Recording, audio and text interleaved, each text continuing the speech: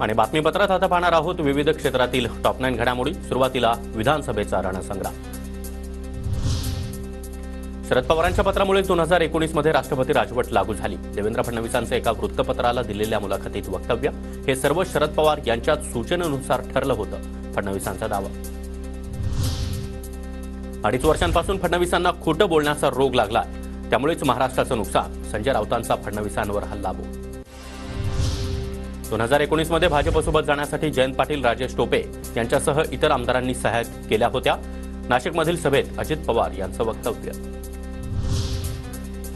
मी महायुतीचा मुख्यमंत्री पदाचा चेहरा नाही, मी शर्यतीत नाही, तर प्रोटोकॉलनुसार नवीन मुख्यमंत्र्यांचा निर्णय हा भाजप संसदीय मंडळ घेईल, फडणवीसांचं मुलाखतीमध्ये वक्तव्य।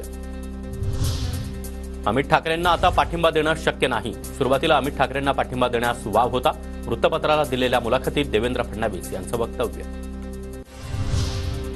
बटेंगे तो कटेंगे हा देशाचा इतिहास राहिला, योगींच्या वक्तव्याला फडणवीसांकडून दुजोरा, तर आपण वेगवेगळे झालो तर कटेंगे देखील, फडणवीसांचं वक्तव्य। ठाकरे गटही आता बाळासाहेबांना हिंदू हृदय सम्राट म्हणत नाही, तर शेजादे कुठून बोलणार, देवेंद्र फडणवीसांचा उद्धव ठाकरेंवर खोचक हल्लाबोल। शरद पवार काय आहेत हे मोदी आणि शहांना विचारा, शून्य कर्तृत्व असलेले लोक शरद पवारांवर बोलतात, संजय राऊतांचा राज ठाकरेंवर जोरदार निशाणा। 2014ला युती तोडून भाजपची 100%ची घोषणा, 100% भाजपा अशी घोषणा दिल्यावरच खरा घाट झाला।